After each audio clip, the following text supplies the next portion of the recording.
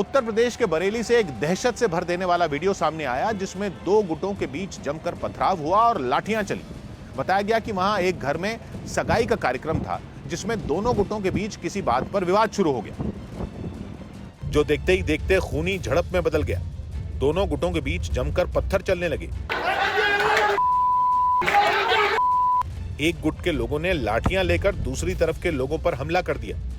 जवाब में दूसरी तरफ के लोगों ने भी जमकर पथराव किया। कुछ लोग तो छतों से भी पत्थर फेंकते नजर आए। इस संग्राम में महिलाएं भी पीछे नहीं रहीं। उन्होंने भी खूब पत्थर बरसाए। इस बवाल में एक बुजुर्ग घायल हो गए जिन्हें किसी तरह वहां से निकाला गया। जानकारी मिलते ही पुलिस भी वहां पहुंची, लेकिन लोगों के सिर पर तो खून सवार था। उन्होंने पुलिस की भी नहीं सुनी।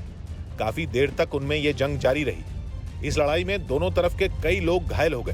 बदतमीजी हम लोगों ने रोकनी थी, हमारे देवर ने रोकने की कोशिश करी, उन लोगों ने हमारे साथ में हाथापाई करी, पथरावबाजी करी। झड़प का वीडियो सामने आने के बाद पुलिस ने भी मामला दर्ज कर कार्रवाई शुरू कर दी। 10 लोगों को गिरफ्तार किया गया और इसमें कड़ी से कड़ी कार्रवाई भी की जाएगी। बाद में जिले के एसएसपी अस्पताल पहुंचे और घायलों से मिलकर उन्हें कार्रवाई का भरोसा दिया।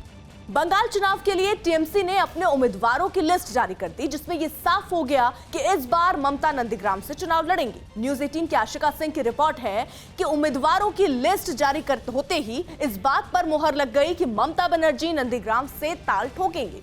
उनकी पुरानी सीट भवानीपुर पर शोभन देव अपनी किस्मत आजमाएंगे। टीएमसी ने बंगाल की 294 सीटों में 291 सीटों के लिए अपने उम्मीदवारों के नाम का ऐलान किया और 3 सीटें अपनी सहयोगी पार्टी गोरखा जनमुक्ति मोर्चा के लिए छोड़ दी। इस बार के चुनाव में टीएमसी ने 50 महिला उम्मीदवारों को और 42 मुस्लिम समुदाय के प्रत्याशियों को मैदान में उतारा है, लेकिन बीजेपी ने ममता के केवल नंदीग्राम से चुनाव लड़ने और भवानीपुर सीट छोड़ने पर उन्हें घेर लिया। भवानीपुर में 2014 में पार्लियामेंट में हम लोग लीड लिए थे, इस बार भी और लगभग बराबर की चली है, इसलिए वहां से वो भागना चाह रही है। उत्तर प्रदेश के बागपत से एक रोंगटे खड़े कर देने वाली तस्वीर सामने आई जिसमें एक बेकाबू ट्रक टोल बूथ के अंदर ही घुस गया। बताया गया कि ट्रक का ड्राइवर शराब के नशे में था, जिसकी वजह से वो ट्रक पर काबू नहीं रख पाया और सीधा जाकर टोल बूथ के अंदर ही घुस गया। इस हादसे की सीसीटीवी तस्वीरें भी सामने आई जिनमें वो ट्रक तेजी से टोल बूथ की तरफ बढ़ता दिखाई दिया। इससे पहले कि कोई कुछ समझ पाता, वो सीधा बूथ से जाकर टकरा गया। टक्कर इतनी जबरदस्त थी कि ट्रक का अगला हिस्सा तो पूरी तरह उलट गया। हादसे के बाद टोल प्लाजा पर मौजूद कर्मचारियों में भगदड़ मच गई। ड्राइवर ने भी और कंडक्टर ने भी शराब पी रखी थी, शराब के नशे में बहुत दूर थे। इस घटना में टोल बूथ के अंदर बैठा एक कर्मचारी घायल हो गया, जिसे अस्पताल में भर्ती कराया गया। वहीं ट्रक और टोल बूथ को भी भारी नुकसान पहुंचा। सौभाग्य की बात यह कि सरकार देश भर में तेजी से हाईवे और एक्सप्रेसवे इसलिए बना रही है ताकि एक शहर से दूसरे शहर में आने जाने में समय की बचत हो, लेकिन वहां भी रफ्तार की भूख मिटने का नाम नहीं ले रही। कुछ ट्रक ड्राइवरों ने तो हाईवे पर अंधेरगर्दी ही मचा रखी। उन्हें अपने अलावा सड़क पर न तो कोई इंसान दिखता है न कोई गाड़ी। बागपत में यह हादसा देखकर साफ हुआ कि अब कुछ ट्रक ड्राइवरों को हाईवे पर बने टोल बूथ भी नहीं दिखते, जबकि सभी हाईवे और एक्सप्रेसवे पर 1-2 किलोमीटर पहले ही चेतावनी वाले बोर्ड लगे हुए हैं और आगे टोल बूथ। दिल्ली से पुणे जा रहे इंडिगो एयरलाइंस के एक विमान में एक यात्री की कोरोना रिपोर्ट पॉजिटिव आने से हड़कंप मच गया। न्यूज 18 के विवेक गुप्ता की रिपोर्ट है कि विमान में बैठे जिस यात्री की कोरोना रिपोर्ट पॉजिटिव आई, उसे वो रिपोर्ट उसके मोबाइल पर विमान में बैठने के बाद मिली।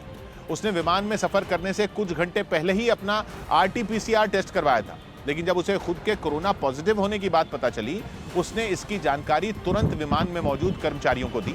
पर तब तक विमान दिल्ली से पुणे के लिए उड़ान भर चुका था, जिसके बाद उसमें बैठे सभी लोग घबरा गए, जिसे देखते हुए विमान को बीच रास्ते से वापस दिल्ली की तरफ मोड़ लिया गया और उसकी दिल्ली एयरपोर्ट पर लैंडिंग कराई गई। इसके बाद सभी यात्रियों को विमान से नीचे उतारा गया और जिस यात्री को कोरोना पॉजिटिव पाया गया था उसे फौरन अस्पताल के लिए रवाना कर दिया गया। विमान को सैनिटाइज करने के बाद सभी यात्रियों को दोबारा उसमें बैठाया गया, जिसके बाद विमान ने फिर पुणे के लिए उड़ान भरी। उत्तर प्रदेश के प्रतापगढ़ में एक दुकान में इतनी खतरनाक आग लगी कि उसमें रखा करीब 50 लाख रुपए का सामान जलकर खाक हो गया। आशंका जताई गई कि प्रतापगढ़ के बलीपुर इलाके की इस दुकान में शॉर्ट सर्किट से आग लगी, जो इतनी तेज फैली कि दुकान में रखा सारा सामान स्वाहा हो गया। दमकल की गाड़ियां जब आग बुझाने पहुंची तब तक आग फैल चुकी थी और दुकान आग के गोले में तब्दील हो गई थी। वहां से निकलने वाली लपटें किसी ज्वालामुखी से निकलने वाले लावे की तरह डरा रही थी, क्योंकि वो आसपास की दुकानों की ओर बढ़ने लगी। आग बुझाने पहुंचे दमकल के कर्मचारियों के लिए यही सबसे बड़ी चुनौती बनी। उन्होंने आग को काबू करने के लिए पानी और खुदाई करने वाली मशीन को अपना हथियार बनाया और दुकान की दीवारों को तोड़ा जाने लगा। लेकिन ये इतना आसान नहीं था, क्योंकि पानी की मोटी धार जैसे ही आग पर पड़ी, उसकी लपटें तेज हो गईं और चिंगारी दूर तक छिटकी। इस बीच दमकल के कर्मचारियों ने बड़े बड़े डंडों से भी दुकान की दीवार तोड़ी, क्योंकि अगर दुकान के अंदर धधक रही आग बगल की दुकानों तक पहुंच जाती तो उसे काबू करना और कठिन हो जाता। जिस दुकान में आग लगी उसमें गाड़ियों का सामान बिकता था, जिनमें आग लगने से हालात बिगड़ गए और करीब 3 घंटे तक पसीना बहाने के बाद दमकल के कर्मचारियों ने उसे बुझाया, लेकिन दुकान में रखी कोई चीज नहीं बची और करीब 50 लाख का नुकसान हुआ। कनाडा में रह रहे भारतीयों पर हमले के खिलाफ भारत सरकार ने सख्त विरोध जताया है। न्यूज 18 के शैलेंद्र वांगू की रिपोर्ट है कि कनाडा में भारतीय उच्चायोग ने वहां रहने वाले भारतीयों पर हुए हमलों पर कड़ी आपत्ति दर्ज कराई। भारतीय उच्चायोग ने भारतीयों पर हुए इन हमलों की जांच कराए जाने की भी मांग की। कनाडा में भारतीय मूल के नागरिकों पर हुए हमलों के कई वीडियो सामने आए थे। इसी तरह कनाडा में 28 फरवरी को तिरंगा रैली और कार रैली पर भी हमला हुआ था, जिसके बाद भारत ने कनाडा की सरकार से वहां रहने वाले भारतीयों की सुरक्षा की मांग की थी। यही नहीं, भारत ने ऐसे मामलों में दोनों देशों के रिश्तों पर बुरा असर पड़ने की चेतावनी भी दी। बिहार के सासाराम से हैरान कर देने वाली कुछ तस्वीरें सामने आईं।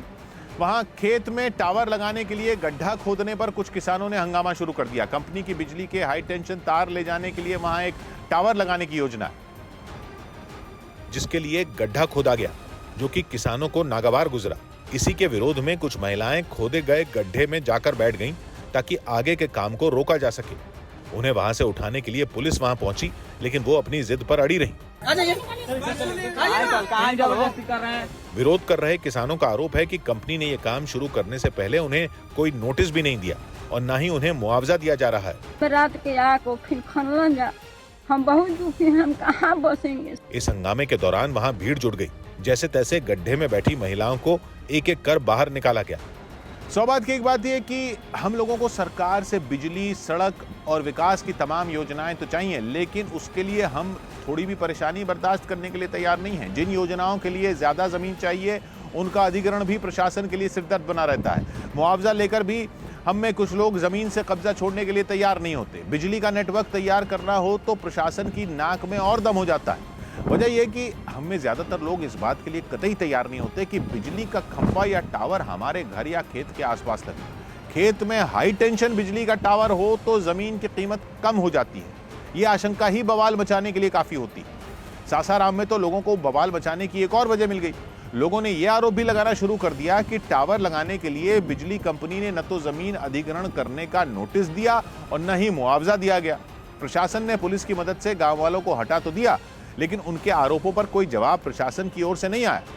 सीबीएसई ने 10वीं और 12वीं की बोर्ड परीक्षाओं की तारीखों में कुछ बदलाव किया। न्यूज 18 की प्रियंका कांडपाल की रिपोर्ट है कि 12वीं का फिजिक्स का जो पेपर 13 मई को होने वाला था, वो अब 8 जून को होगा, जबकि 12वीं की 1 जून को होने वाली गणित की परीक्षा भी नई डेट शीट के तहत अब 31 मई को होगी।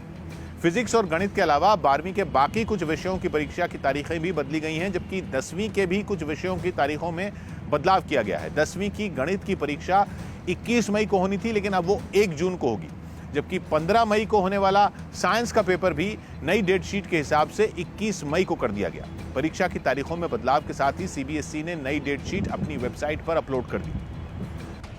बिहार के दरभंगा से एक रोंगटे खड़े कर देने वाली तस्वीर सामने आई, जहां सरकारी मेडिकल कॉलेज के सामने खड़ी एक मोटरसाइकिल में अचानक आग लग गई। इस हादसे की वजह से अस्पताल में मौजूद लोग डर गए, क्योंकि मोटरसाइकिल में आग लगते ही उसमें एक जोरदार धमाका हुआ।